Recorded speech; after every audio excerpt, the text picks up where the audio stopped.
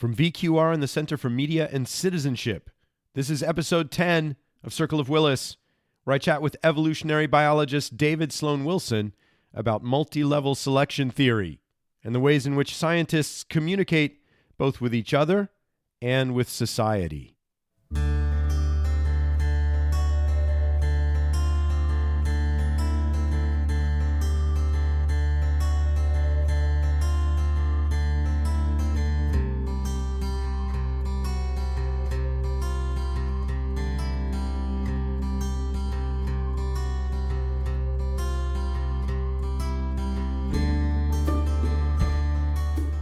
Hey everyone, it's Jim Cohn. This is my podcast, Circle of Willis. Guys, I'm sick. Got a nose thing and a lung thing and God knows what else. Taking a lot of medicine and it's got me feeling a little bit funny. But if my voice sounds a little off, that's probably why. Okay, for this episode, I'm talking with evolutionary biologist David Sloan Wilson about a lot of things. I was at an annual meeting of the Association for Contextual Behavioral Science, or ACBS, and I spotted him there. I just went up to him and I sort of nervously asked him if he'd be on my podcast. And he said, sure. And the next thing I knew, we were up in my hotel room recording the conversation you are about to hear. Fun fact, this recording literally captures the first conversation that we ever had together, and I kind of love that. As we enter the conversation, I ask him what he's doing at a psychology conference, and he sort of talks about his recent collaboration with clinical psychologist superhero Steve Hayes, the inventor of acceptance and commitment therapy, and an old school behaviorist. Turns out the two of them are working to reunite the sciences of Skinnerian behaviorism and Darwinian evolutionary theory, and I think it's long past due. This leads to a really nice discussion of how science progresses, how scientists communicate with each other, and actually how scientists get their work out into the general public. That's good. Now, many of you will already know David Sloan Wilson because he's one of the biology's most prolific and impactful scientists. He's been in the spotlight for more than 4 decades now, poking holes in evolutionary orthodoxy with his multi-level selection theory, which we also talk about, by the way. And doing just a tremendous amount of work to bring the theory of evolution more broadly into the public consciousness. Just a few points to mention here, more than a few, as a matter of fact. David Sloan Wilson is Distinguished Professor of Biology and Anthropology at Binghamton University, where he started the Evolutionary Studies program, also there. He's written a bunch of books, quite accessible books I highly recommend. They include Darwin's Cathedral, Evolution for Everyone, The Neighborhood Project, and Does Altruism Exist? The guy also founded the Evolution Institute, which has as its goal the application of evolutionary science to help solve serious social issues that matter to all of us.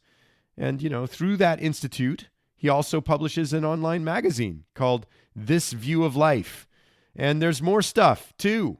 A bunch of more stuff, but I'm going to stop now. I'm going to stop because I want to get to our actual conversation. And I got to say, in this conversation, I was a little starstruck. I was a little nervous. And I think that might come through a bit. But, whatever. It's good. My advice is to just listen to what the man has to say. There's a lot in here that even his harshest critics, I think, would want to high-five him for. And this is another episode where you'll want to keep a notepad handy. This guy is nothing if not quotable. All right? Okay? Here he is, everyone. David Sloan Wilson.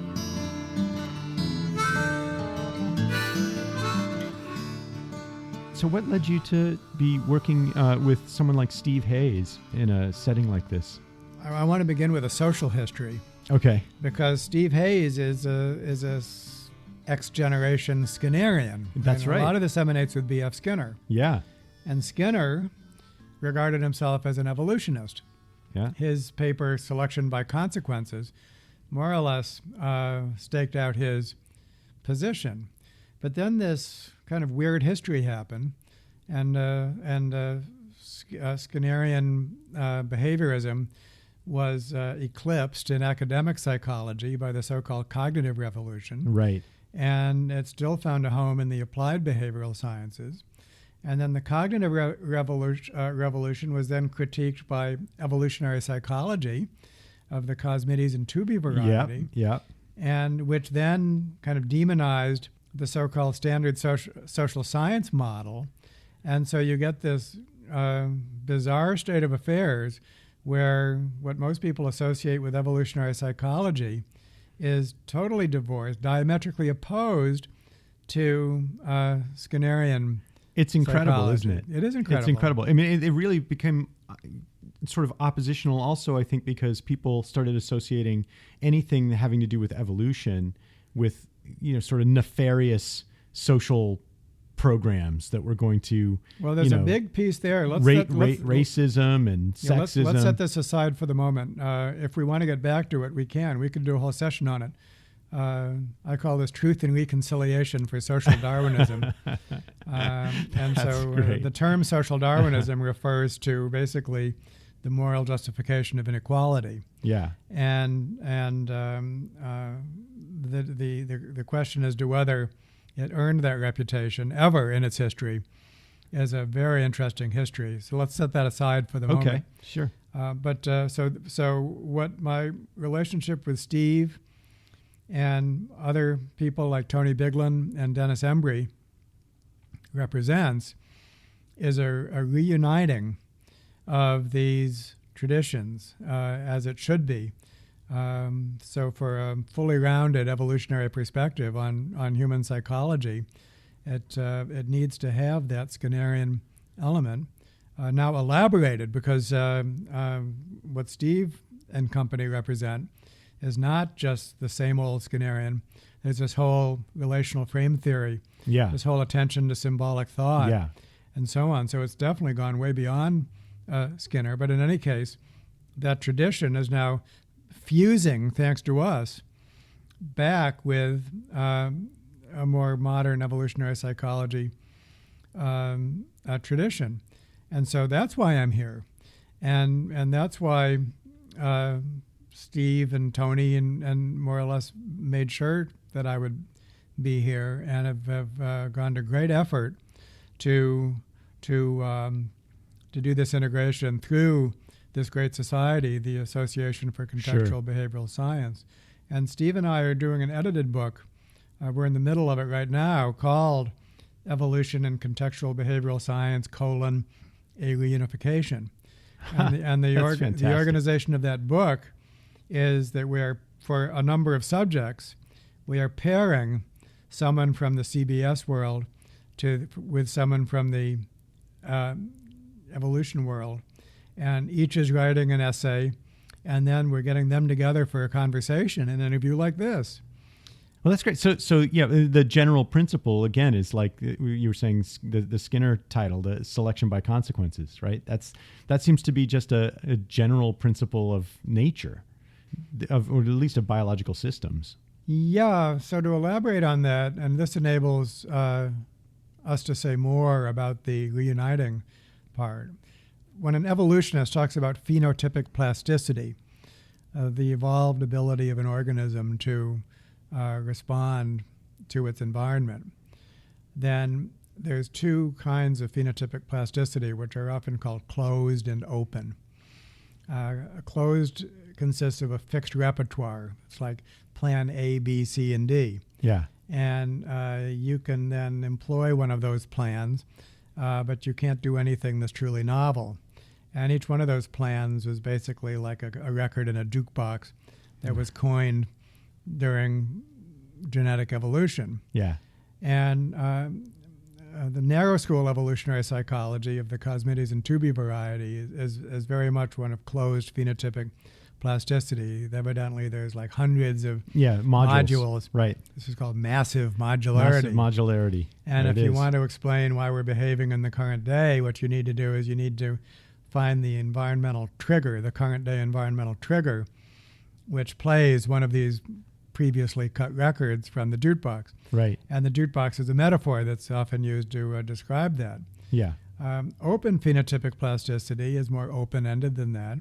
And for that reason, it is based on a variation in selection process. Yeah. And so in the operant conditioning case, then you have basically organisms behaving every which way.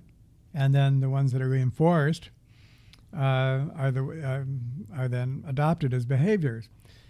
And so that is a evolutionary process built by evolution. It's that capacity. It too evolved by another evolutionary process. Sometimes it's called a Darwin machine. The word Darwin means that it's an open-ended evolutionary process where there's selection by consequences. The word machine means is that it evolved and actually has a fairly complicated structure. So, I mean, the whole concept of a reinforcer, for example, is something that evolved by genetic evolution that does the selecting in a more proximate sense. So you mean what counts as an unconditioned reinforcer? Yeah. Yeah. Right. And then there's secondary reinforcers and so on. Right. So a really good analogy that I've employed along with Steve and company is the vertebrate immune system, which is much better studied than other systems. And it includes what's called an innate and adaptive component. The innate component is this closed form of phenotypic plasticity, an amazing arsenal of like automated responses that actually keeps away most disease organisms, but doesn't have that open-ended flexibility. That's what the adaptive component does, which of course is our antibody system, our ability to make approximately 100 million different antibodies. Each one acts like a hand, as it's sometimes described. Yeah. Capable of latching onto a narrow range of organic surfaces, but collectively being able to grab onto almost any organic surface, and then an ability to amplify the ones that actually do latch onto a surface. So that distinction between an innate and an adaptive component is exactly the way we need to think about our behavioral systems. And it's at that point that more or less narrow school evolutionary psychology stands for the innate component, and the Skinnerian tradition, now elaborated to include symbolic thought, stands for the adaptive component. Now we're really getting somewhere. Yeah, that's right. Now we're sort of finding the bridge, but also revealing some of the reason for the conflict. It's sort of like the way that popular media reports things. Or, depression is genetic, or depression is because of your bad childhood. Whatever. It's both, and it's about sort of sleuthing out how they're sort of titrated. And I think that people that are really in the evolutionary psych camp sometimes get a little bit protective of their modules, and people in the Skinnerian camp historically have gotten really dismissive of those modules. Right. Well, this raises issues of literacy and science as itself a cultural adaptation. And that's actually an important point to make, is that science is an open-ended evolutionary process. It's a Darwin machine. Uh-huh. But that doesn't mean that it necessarily works well. And I think the idea of science working poorly, and something that can, if we're more mindful about it, that science can work better. You look back upon certain scientific controversies. I can mention the group selection controversy. And then we've talked about the controversy over these schools of psychological thought. We've talked about social Darwinism. In each and every case, these are definitely scientific controversies. They often take decades to resolve, so they're recalcitrant. And if you look to see why, often with the benefit of hindsight, then you see, it didn't have to take this long. It shouldn't have taken this long. There was a certain kind of like illiteracy, lack of scholarship, and other factors which caused these controversies to be as protracted as they were. And so actually we can do better. And I think we need to think about, the more we think about the scientific process in this way, that we actually can improve upon it and accelerate it, cause it to work better. So one of the issues that's going to accelerate our wending of our way through these controversies is literacy. But also, when I think about your work, especially in the last decade or so, I think about engagement, really bringing people together who are sort of on, nominally in these camps, and having them actually engage with each other. You do that yourself quite a bit. Yeah, at a number of levels. One is engagement among scientists. Yes. And the other is, of course, engagement with the general public, and which is, for example, happening at this moment through this podcast. Yeah. And earlier you were, before we got started, you were describing your dissatisfaction with little news spots, basically. Yes. If you're lucky enough to be featured on NPR or right. Today or something Right. like this. That's the good For news. your 3 minutes. The bad news is that actually 3 minutes would be a long time. So, but over at the Evolution Institute, where we've really been seriously applying evolution to public policy, we developed a concept that I'm proud of. It might not be original, but it's called the science to narrative chain. The science to narrative chain. And that's great. What it notes is that science is necessary but not sufficient to solve the problems of modern existence. It needs to be, there also needs to be powerful narratives capable of reaching large numbers of people. And those narratives need to be connected to the science by a chain of intermediate material, of providing successive depth, so that no matter where you start out on this chain, you can learn more. So no matter what you currently know, in the first place, you need to be engaged, and that's often with those 3-minute news spots, okay? Yeah, something. yeah. That reaches very large numbers of people. And then from that point, there needs to be a way to learn more, such as a podcast. Uh-huh. And from there, a book or... Right, so that each one points to the other, perhaps. And then it provides a path to the scientific literature. And in that way, among other things, the narrative is held accountable to the science. One reason that we developed this was we were working on the topic of economics, and academic economics by itself is a huge mess. We were sorting it out, actually doing a pretty good job, but then we realized we'd published like special editions of economic journals and things like that, and we realized, can I swear on air? Absolutely. Because there's shit. Yeah.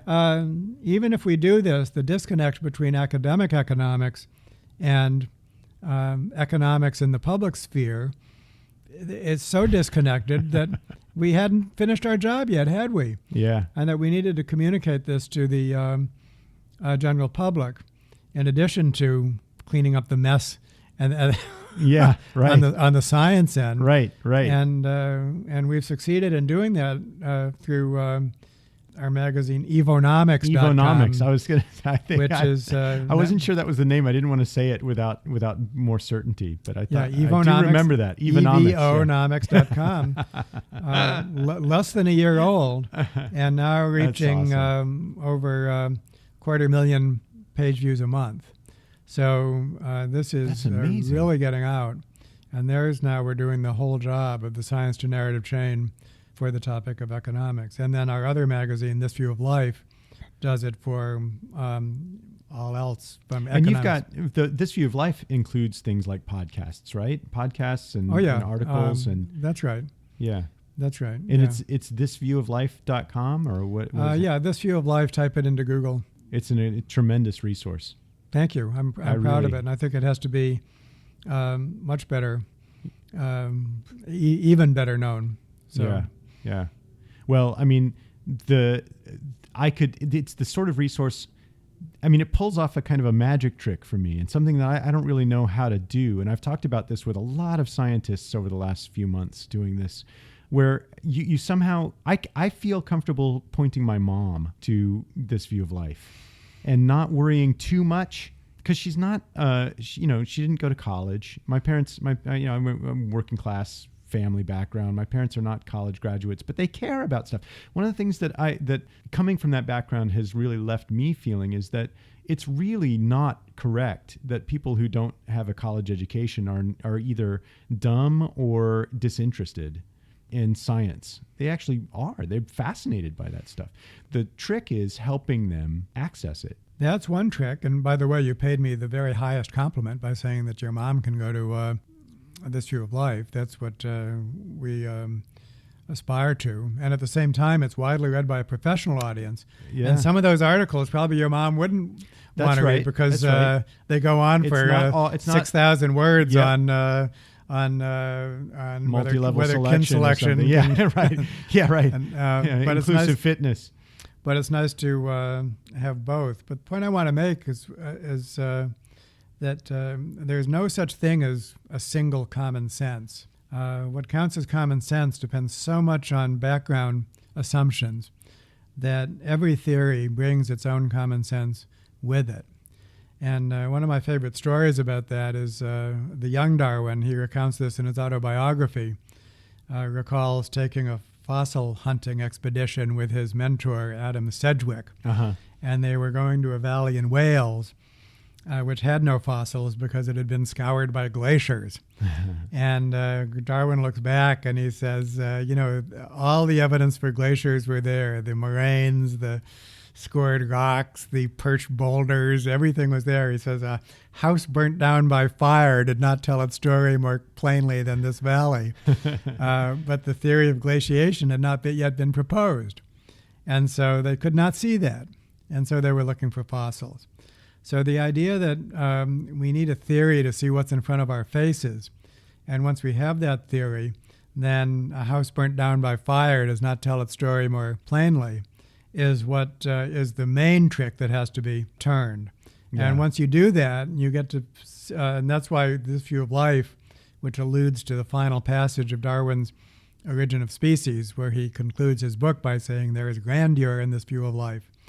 So, once you adopt this view of life, then it acts as a lens for viewing anything. Yeah. And is the new common sense. So, and anybody can do that. A mom, a high school student, any inquiring mind can don these glasses, basically. That's right. And in my experience, which is very extensive, having created a campus-wide evolutionary studies program that teaches evolution across the curriculum and written my book, Evolution for Everyone, and I know that more often than not, people who don these glasses, they never want to take them off. It's just basically, it's so clarifying that it's like walking through a door and not ever wanting to go back. Yeah, well, you have an explanation that works, in short. And organizes experience. It organizes basically. experience. I mean, that in my own experience is exhilarating. That's part totally. of what keeps me hooked. Yeah, doing what I do. And it becomes a master narrative. Back to a narrative, as strong a narrative as a religious narrative. I think that somebody who really gets this and gets its scope is as motivated to get out of bed and in the morning and get things done as any religious believer I know. And isn't it nice that it's a fully scientific narrative? Doesn't require false, factually incorrect beliefs. I'm someone who is an atheist who admires religion, so I'm not speaking disparagingly of religions. I think that any worldview that causes a community of people to behave well towards each other and outside in members the of the group. Yeah. Oh, I'm not apologizing for religion, but it's nice to have a secular worldview that can be as motivating as a religious worldview. And do you find that your own grasp of evolution and sort of knowledge of how evolution shaped minds to regard the world, to cope with problems, to deal with suffering and stuff, is that something that gives you some distance when you're engaging with religion, for example, that gives you some perspective on, this is religion is a thing that people do for understandable reasons, whether you buy the particular narrative or not. Do you find that helpful in engaging with that, or? Sure. Yeah. I think that the basic, and this is deeply philosophical. This is what I think basically epistemology should be based on, is the recognition that every belief needs to be evaluated by two criteria. First of all, how does it correspond to reality? That's the scientific criterion. And secondly, what does it cause you to do? What does it cause you to do? I call these practical and factual realism. And I like those terms because the word realistic, when you think of it in natural language, actually has two very different meanings. If you tell me something and I say that's realistic or that's not realistic, I might mean two things. One is it doesn't conform to the real world. Secondly, it's not very practical. Yeah, who cares? So we Angels actually dancing on the head of a pin. We actually employ these two meanings. So first of all, we need to make that distinction. Then we need to realize that as far as evolution is concerned, our capacity to form beliefs is overwhelmingly based on their practical realism, what they cause us to do. And their correspondence to factual reality, strictly speaking, is irrelevant, right? I mean, that follows... That's a pretty strong statement. It follows from Evolution 101. So, but there is a connection, basically. What's the relationship between perceiving the world as it really is and behaving adaptively in that world? What's the adaptive value of something which is factually correct? And the answer to that question is it's complex and very contextual. Uh-huh. We can say that with confidence. There's contexts in which the more clearly you see the world as it really is, the better you can function in that world. Hitting my prey over there, I need to know exactly where it is. Yeah. And so often there's a positive relationship between factual and practical realism. But in many, many other cases, we behave more adaptively by departing from factual realism. So the idea of adaptive fictions which are better than fact in terms of how they cause us to behave, there's going to be buckets of them. And so an adaptive worldview is going to be a mix, basically, of these two. And once you really take that on board, then it does cause you to see something like religion in a new light. Because what's obvious about religions and what puzzles and intrigues the scientific imagination about religions is that they do involve so many goofy, counterfactual beliefs. There's no evidence for them. Right. Plus, they cause you to do costly things. Yeah. So how can they exist? And the answer to that broadly, and I think the study of religion from an evolutionary perspective has more or less established this, which is a great achievement, is that most enduring religions have what Durkheim called long ago secular utility, great secular utility. Appearances to the contrary, these goofy beliefs and seemingly costly practices do have a utility, and it is typically to create a moral community, a strong community organized around these beliefs, and those typically evolved by between-group selection. And then I'd like to make a final point, which is that if we look at all the worldviews which are not religious, we call them secular worldviews, they are also shot through with adaptive fictions. This is certainly true of economics, and it is true of almost any ideology. Yeah.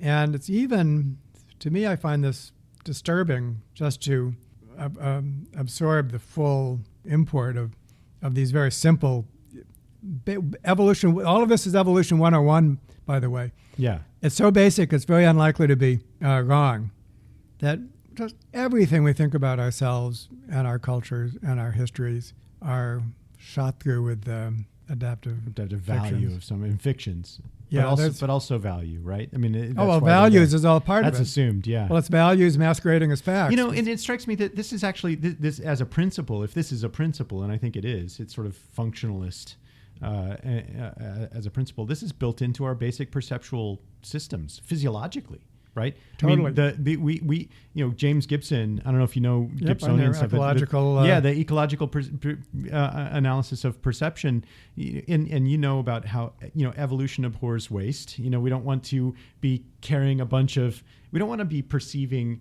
every spectrum of light. I make that point quite often. So let me just play that back for you. Your point played back is that if you look at basic perception, you see that every species is ignoring most things. So those things are invisible. In our case, we can't sense electrical waves or gravitational pulls. We see only a narrow spectrum of the light spectrum, narrow segment of the sound spectrum, and even those we distort, such as splitting a continuum of light into discrete colors and things like that. So that kind of distortion of reality takes place at the basis of our basic organs of perception, and there's no denial of that. Nobody denies that. Yeah, that's pretty much. And then there's just one more step. All of that is also true for our cultural beliefs. There's a book that I read recently. It's not a new book, and it's well known in some circles. Its title is Invented Traditions, and we should provide our listeners with the author and so on. But it's an edited book, so there's chapters. Tradition. And it recounts, this was like such a demonstration of my own theme, outside religion. And the first chapter was on Scotland. And everything you might think about Scottish traditions, the clams, the kilts, all that kind of stuff. None of it is It's true. all bullshit. Is it all really? invented traditions. Oh, yeah. you come on. Is that really true? There you go. You're behaving like I did. I'm not Scottish. I have no. Yeah, I don't. I mean, I got don't no have skin in the game for Irish ancestry that is utterly irrelevant to my daily life now. But no, if you go back so this is why his historical scholarship is so important. The only ones with a motive to get it right are the historical scholars.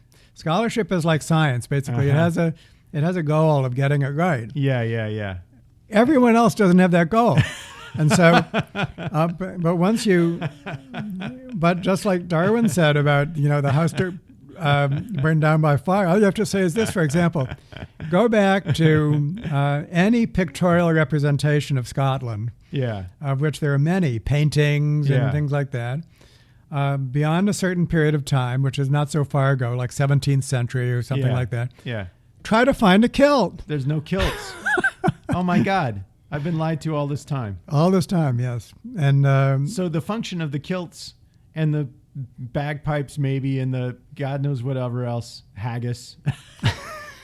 That's partly to create a national identity or a cultural identity, and then the function of that is to organize sort of social behaviors within a group. You could say. I mean, I'm just throwing that out there. Well, it's one possibility. This actually brings up an important thing to bring up. There is both an adaptive and a non-adaptive side to the evolutionary coin. And Stephen Jay Gould was tireless in reminding us that not everything that we see out there is an adaptation. The spandrel, the byproduct. Yes. And so on. And part of what's, I think, a little subtle about being a good evolutionist is to be able to call an adaptation when you see one. Yeah. And to call a byproduct when you see one. And in the case of the history of the perceived invented traditions of Scotland, there's a lot of stuff that's just byproduct. It's just there. Well, it has to do with people create these, right? That's just what people do. There were these right? two brothers who were total charlatans, and they just wanted to invent an aristocracy for themselves, and they did.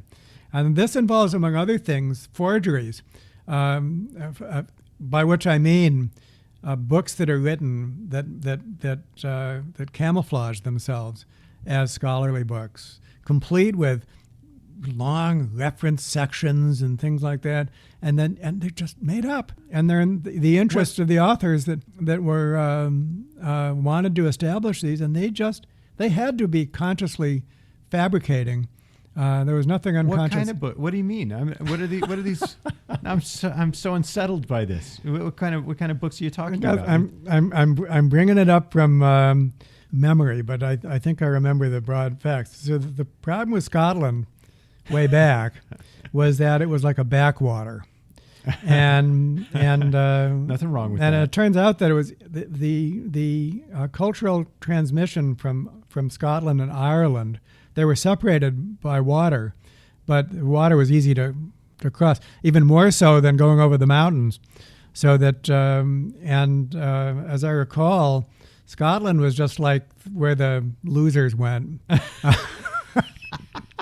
And when people wanted so much for the Scotch, and Scots, I should say. And when people wanted to actually create a social identity for Scotland, they invented, as I remember, and listeners, please forgive me for not getting all the details right. No, they invented a Homer. They did? A Scottish Homer. Ancient... His name was Ossian, I think. Uh-huh. And it was an invented person who gave an antiquity that didn't exist.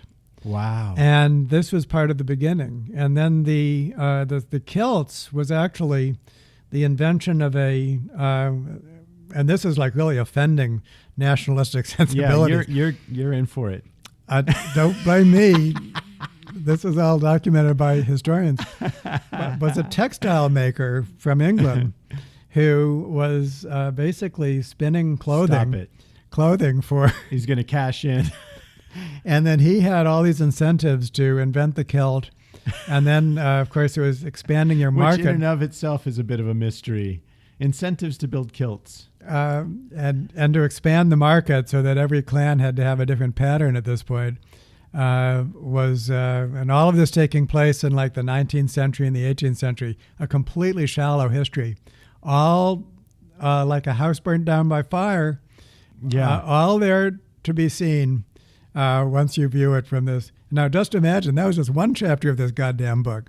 And That's then there was unbelievable. A chapter for every, for Wales and India and Africa, the manufacture of African about trans- Homer. Yeah, what's true is... what's true. And this is why I don't knock religions, I think, because everything that we associate with what's false about religion is false about our knowledge. And unless you make it your explicit goal to be a good scientist or a good scholar, then these forces will hold sway. We are lost in a funhouse of adaptive fictions and byproducts. And to which we're often emotionally attached. To which we are very attached, sometimes defending to our death. Yeah. So it's a kind of a shocking realization how much work is required in order to see the world the way it really is, and it's never been more important to do so. That's why they call it a discipline, right? To discipline. I think it is. It's not intuitive necessarily. The act of uncovering factual, of approaching verisimilitude, reality, is not an intuitive approach. But needed. But desperately needed. Yeah. Wow. So where did you get started? Where are you from? Are you from the east, like northeast? I'm from the east. I've told this story elsewhere, but very, very briefly. My dad was a famous novelist. He wrote The Man in the Gray Flannel Suit and A Summer Place. Holy shit! Biggest bestsellers. And I admired him, but didn't think I could ever measure up to him. Yeah. And so my boyish solution was to do something he would respect but couldn't possibly understand. That sounds like a good plan. I succeeded at that, yeah. That sounds like a good solution. And so I became a scientist, and I also love nature. So as soon as I realized I could be a scientist who studied nature, in other words, an ecologist, that's the kind of scientist I became. Yeah. And I was lucky to be trained at a time when historically the fields of ecology, evolution, and behavior, which are historically separate disciplines, were fusing. In behavioral ecology? Is this all of that? 1970s was when Dobzhansky said nothing in biology makes sense except in the light of evolution. Yeah. It was 1975 was the publication of Sociobiology. Yeah. and I was a graduate student then. So this was part of my training. And as soon as I realized that the evolutionary lens could be trained on humans, then I realized that I could do the same novelistic enterprise as my dad, because that's what a novelist does, tries to understand the human condition. Sure. My dad did it through the lens of his personal experience. I realized that I could do that through the lens of evolutionary theory. And so that gave me a special attraction for studying humans from an evolutionary perspective. What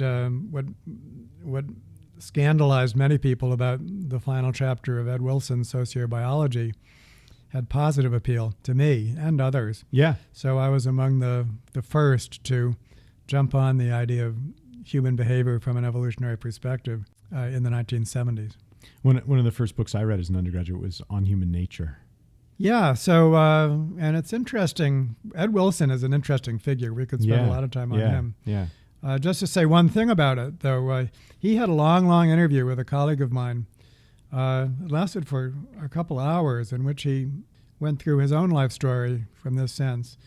And I actually transcribed that interview, so I typed it. You typed it? So because it was for This View of Life. Stop it! You And said it took me hours to. it must have. But it penetrated more than if I had just read it. So Ed Wilson was a young assistant professor at Harvard at the same time as Francis Crick, and he said that nobody thought that the inheritance code was going to be cracked that soon.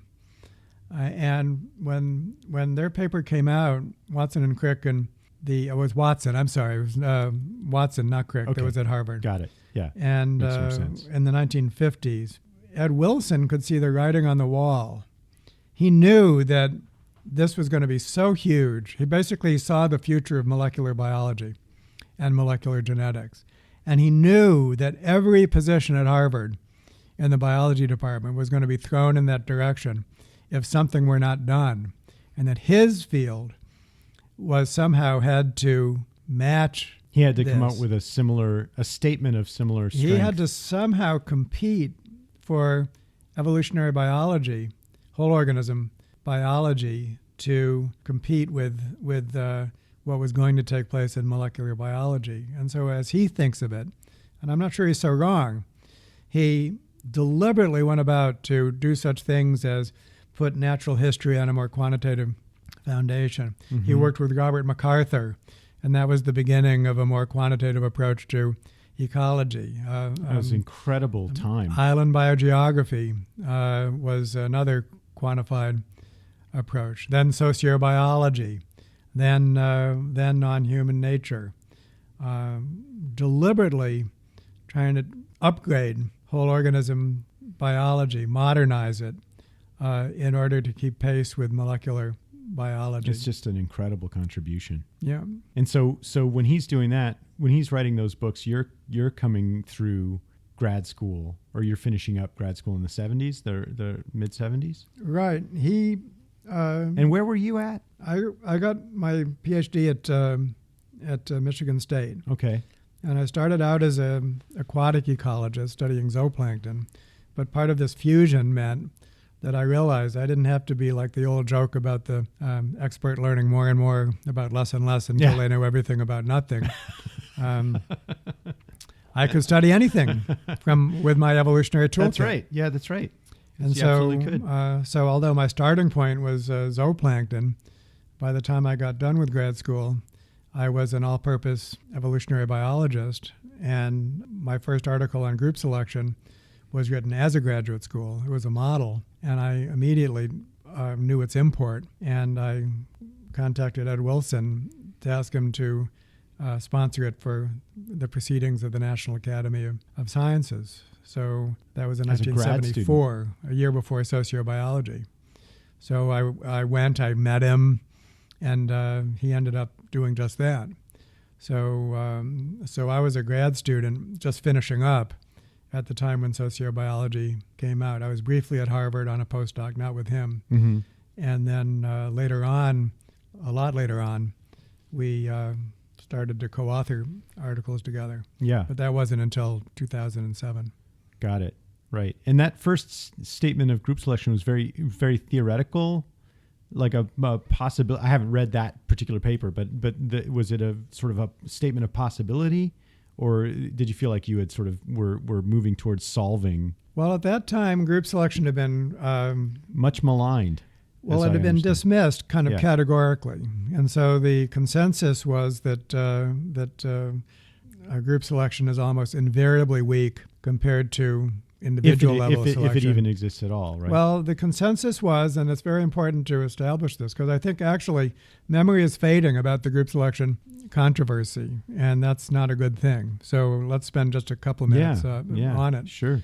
So I like to say that if you go back to the Christian worldview, it's very much that if the world was created by an omniscient and beneficent God, then it must be harmonious from top to bottom, from the smallest insect to the heavenly bodies. Right. And the first Enlightenment thinkers, such as Isaac Newton, although they were placing their authority on science and reason, not scripture, they thought that science and reason would affirm the Christian worldview in this respect. Yeah.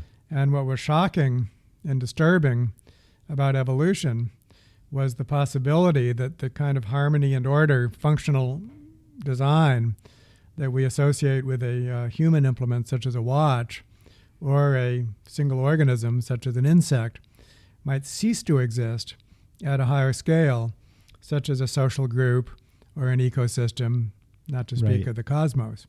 So the idea of order leading to disorder is the shocking possibility that was introduced by evolutionary theory.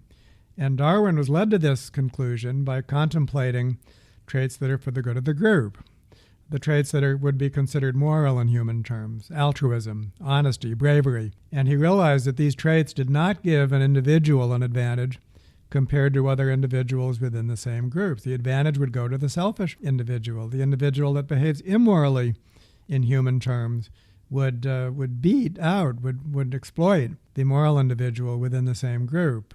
And so that was the dilemma. And the solution to the dilemma that Darwin realized was that even though selfishness beats altruism within groups, as Ed Wilson and I put it, groups of altruists would robustly outcompete groups of selfish individuals, so that if natural selection operates on groups, then there would be an evolutionary force favoring all of the traits that we associate with morality in human terms for the good of the group traits. So as Ed Wilson and I summarized in our 2007 article, selfishness beats altruism within groups, altruistic groups beat selfish groups, everything else is commentary. There is your theory of social behavior standing on one foot. So what happened, and now this remains true. This is what everyone should learn, and this is basically the logic of multi-level selection. What actually happened in the history of evolutionary thought was that, in the first place, that clarity was lost. As important as this was, it was actually marginalized by even more important things. Just imagine that at that time, people were trying to figure out the basic mechanism of inheritance, reconciling Mendelism with Darwinism. Right. And so the three main pioneers of population genetics, Ronald Fisher, Sewell Wright, and J.B.S. Haldane, each considered this group selection problem briefly, more or less building simple models emulating the logic, the verbal logic of Darwin. But none of them paid it much attention. And the other biologists who didn't even know about population genetics often assumed naively that adaptations could evolve at all levels of the biological hierarchy. Or if they understood that group selection was needed, they assumed that group selection easily trumped within group selection, and so that there was basically not a problem invoking adaptation above the level of the individuals. And it was not until the 1960s that this basically began to occupy center stage in evolutionary biology. This was after the modern synthesis. Yes. The modern synthesis took place in the 1940s. Right. And G.C. Williams is the major figure there. And he actually the anecdote. I knew him well. He was a good friend of mine, Oh, yeah. despite the fact that we were on opposite ends of the group selection controversy. So what actually happened was he had good evolutionary training at UC Berkeley. And then his first postdoc was at the University of Chicago. And that was the home of ecologists such as W.C. Alley, who were naive group selectionists. Alley was a termite biologist. And of course, termites. Naive group selectionists. Well, I mean, that naive is always a retrospective designation, isn't it? Sure. So Alley was a termite biologist. Termites are superorganisms, but but they also are highly genetically. Well, none of that was known at the time. Okay. I mean, that was right. That's right. Yeah. They were definitely group organisms. We know that today. Sure. But he overgeneralized. He thought all of nature was like a termite colony. And he didn't have the clarity of thought of population genetics or anything like that. So Williams encounters this, and he understands that they have no theoretical foundation to this. And so that's why he begins to write his book, Adaptation and Natural Selection. So what the book says, first of all, it affirms the logic of multi-level selection. Basically, you cannot invoke adaptation at any level without also invoking a process of selection at that level. No group level adaptation without a process of group level selection. That's what Darwin said. He affirmed that logic. But then in step 2, he made an empirical claim that as a matter of fact, that group level adaptation seldom evolved because group selection is seldom strong enough to counteract within group selection. And then that became the consensus view. And by the time that I was on the scene, then that was the dogma. And dogma is the right word because it was just like taboo. It was dogma, but also you had inclusive fitness theory to turn to, and Hamilton's rule, and all of these kinds of things. And these were all treated as developed and treated as alternatives to group selection. Well, and the way I read it, I mean, as an undergraduate, even in the 80s, was that they were canonically the solution to the problem of altruism and cooperation and social hypersociality. Right, and they didn't invoke group selection. No. So I read On Human Nature and Selfish Gene. Those are my entrees to evolutionary biology. Yeah, and so what my model showed, which was purely an algebraic model, a really simple one, math model. So it wasn't connected to any particular organism. But in the first place, its main innovation was that it defined a group as a set of individuals that influence each other's fitness with respect to the trait that's being studied. Mm-hmm. And that sounds complicated, but basically what it duplicates is, in the first place, the way groups are used in common language. When we say my class, my society, my family, my army, my whatever, we're always talking about collections of individuals in relation to a certain activity. And so the definition of the group is joined at the hip with a particular activity.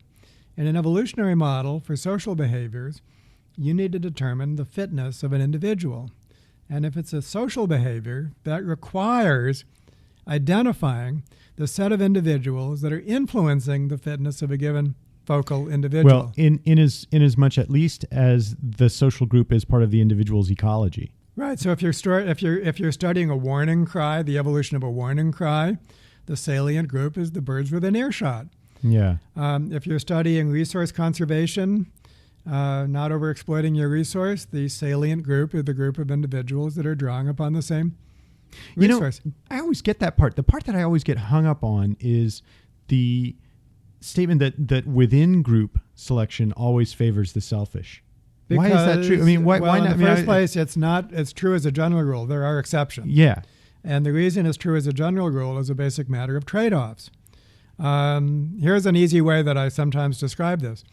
Imagine that you're playing the game of Monopoly, okay? Yeah. And I offer you 1,000 Monopoly dollars. But that's subject to the condition that I give everyone else that you're playing with 2,000 Monopoly dollars.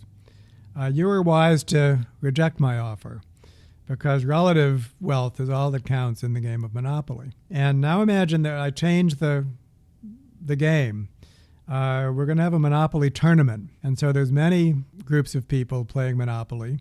And the winner of the tournament is the one that collectively develops the properties faster than any other of the groups. That's the Monopoly tournament.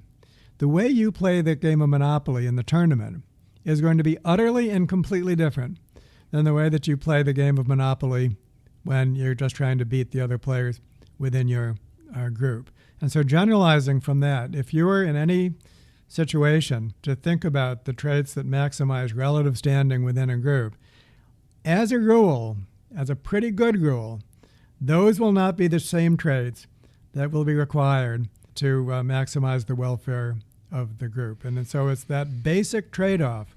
As a basic matter of trade-offs, you can't do if A and B are different things, then what it takes to maximize A is, with some exceptions, not going to maximize B, is wholes for maximizing relative fitness within groups versus maximizing the fitness of the group relative to other groups in a multi-group population. Interesting.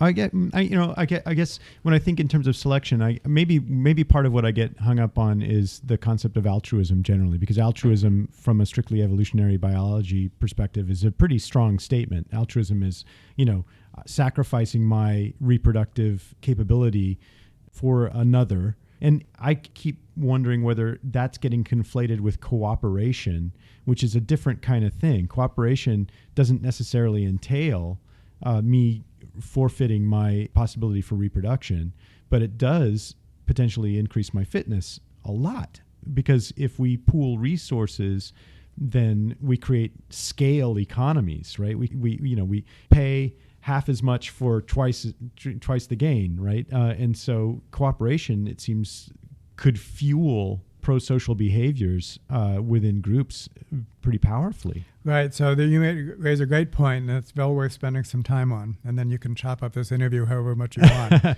And so what this calls up is a distinction between a relative fitness thinking versus absolute fitness thinking.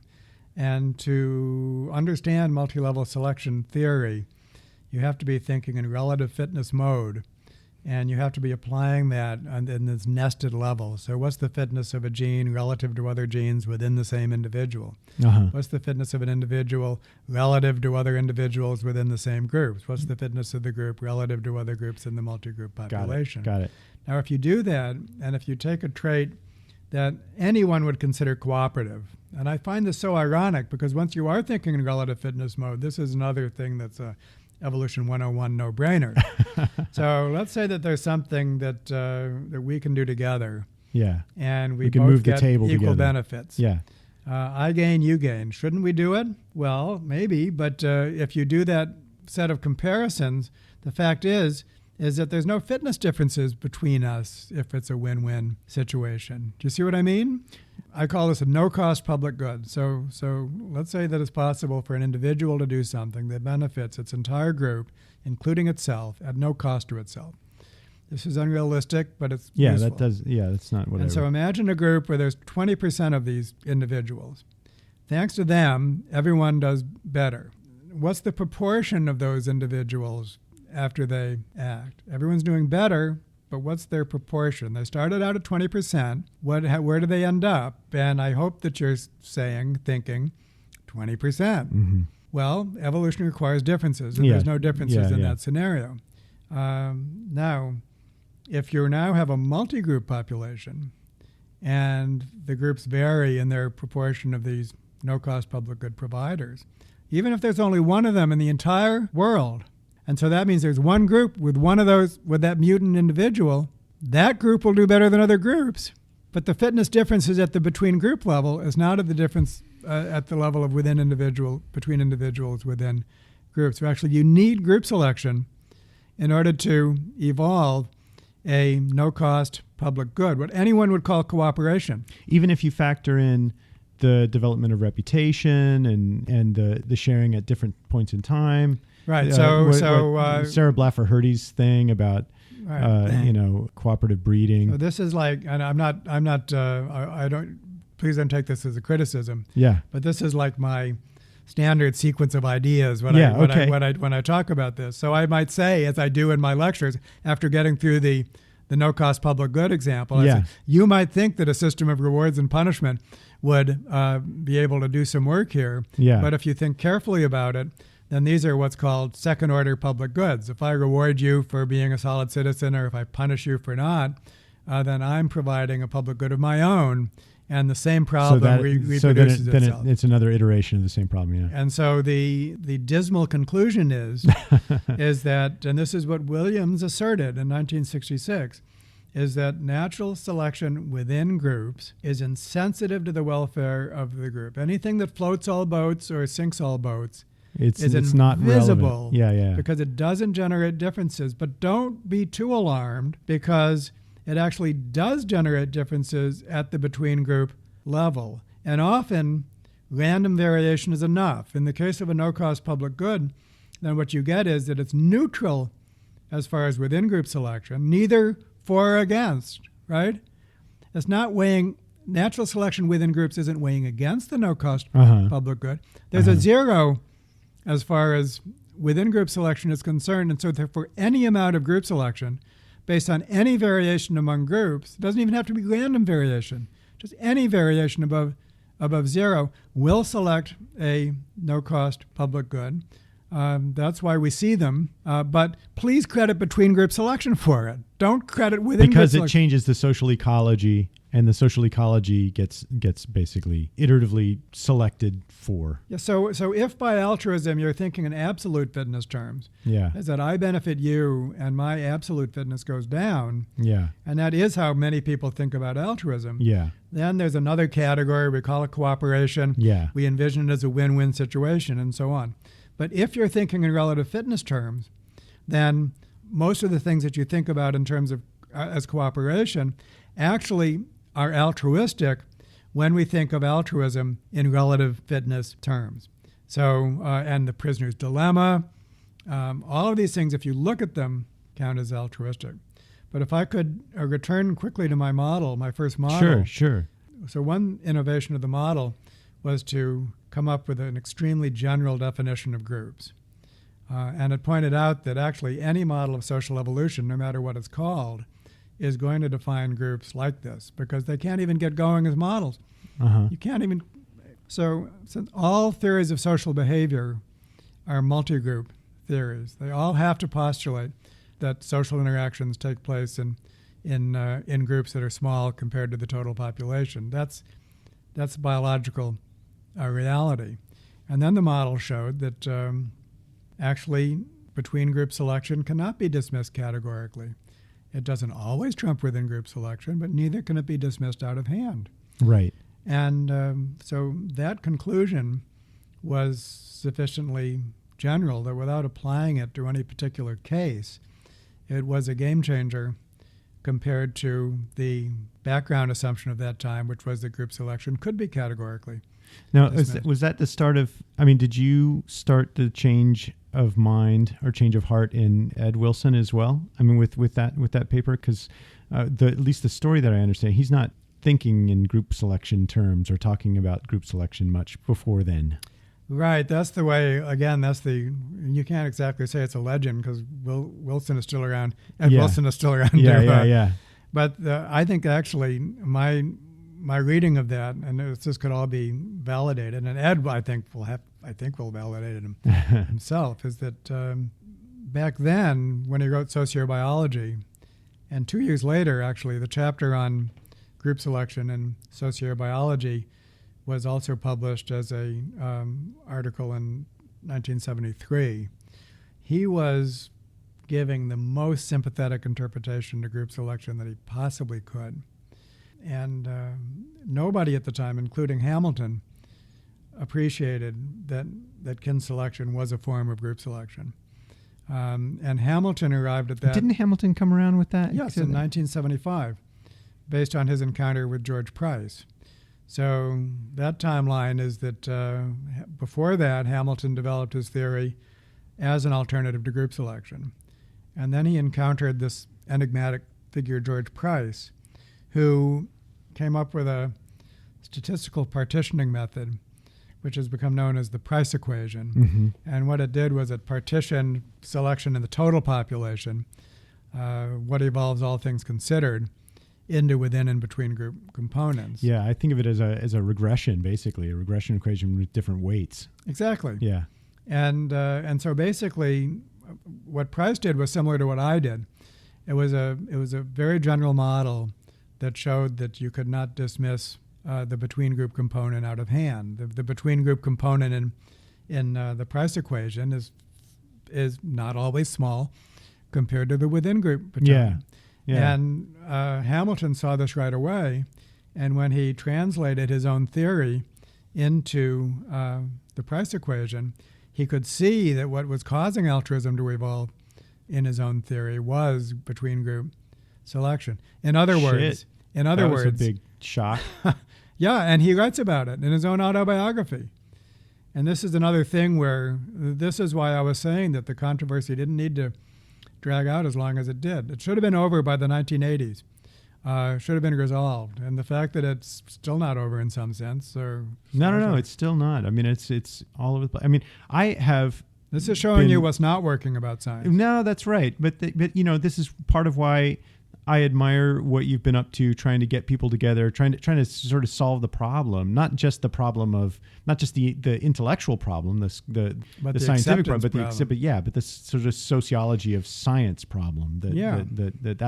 That's also impeding progress, and that's a belief I strongly share, and that's part of why I'm doing these strange outreach kinds of things now. I think I'm intuiting the same kind of thing that you have, which is that when we behave badly, we impede scientific progress as well as much as anything else.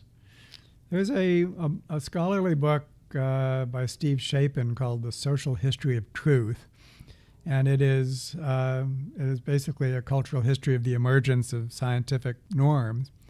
And I'm not sure his thesis is quite correct, but what the thesis is that the norms of science emerged from British gentlemanly society. And this was like a genteel society which calls for certain kinds of conduct, of like civility. Robert's rules or something. Of civility. Yeah. And that we're going to have a civil discussion, and we're going to hold ourselves accountable to the results of our experiments and so on and so forth. And there's some things that you do not do. And I think that there's been an erosion of that. In the first place, there were, maybe none of that was explicit. That could be true.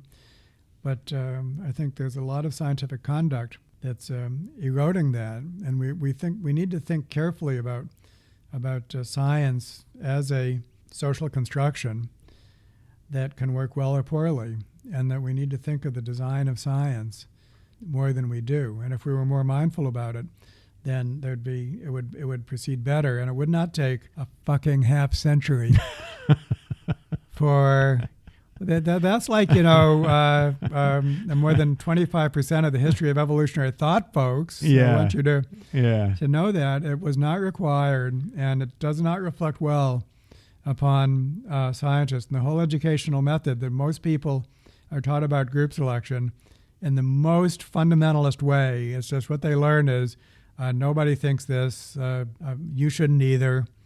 And the underlying logic they seldom learn. And then like any boob, they're just they don't do what's prohibited in their society. And if you try to suggest otherwise, then they just don't have the resources to that's how this has been transmitted. This and other things has been transmitted. It does not reflect well upon the scientific process, and it's not the only case. We can do better. Yes, indeed. Well, on that note, David Sloan Wilson, thank you so much for talking with me today. Thank you. It's such short notice, too. And thanks for doing what you do, basically, because this is one of the things that's going to upgrade the not only literacy in the general public, but scientific conduct among the scientists. Yeah, well, thanks. I'll keep at it.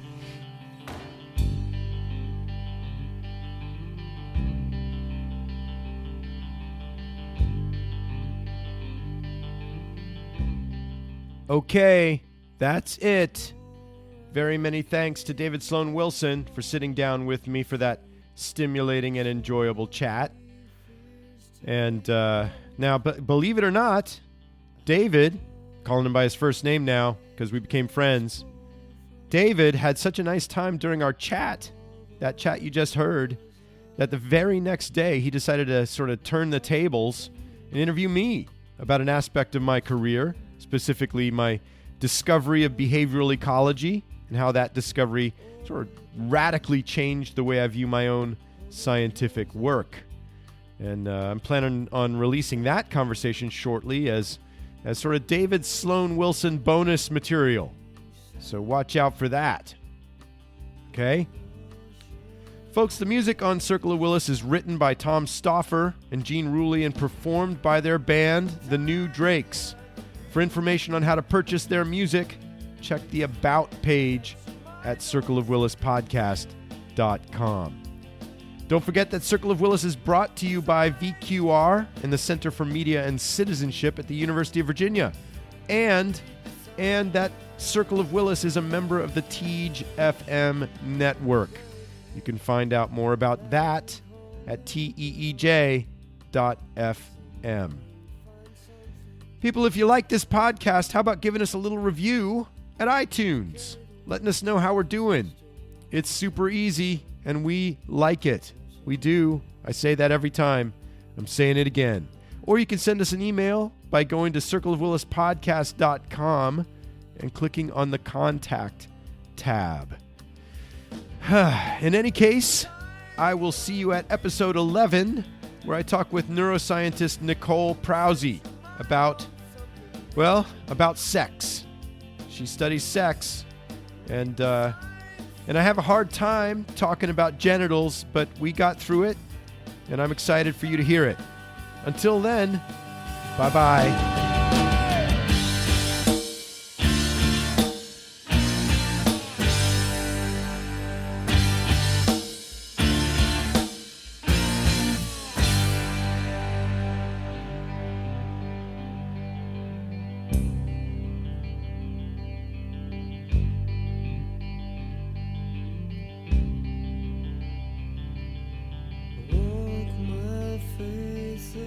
Down in deep and haul my ageless wrong, and all my grace is sound asleep, and all my faith is gone. There was nothing to stop me from chasing